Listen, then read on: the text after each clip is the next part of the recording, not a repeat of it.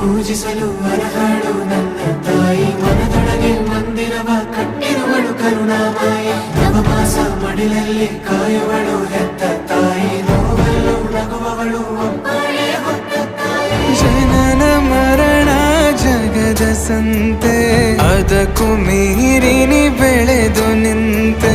ಕರುಣೆ ಸಹನೆಯ ಮೂರ್ತಿಯಂತೆ, ದೇವರಿಗೂ ನೀ ಸ್ಫೂರ್ತಿಯಂತೆ.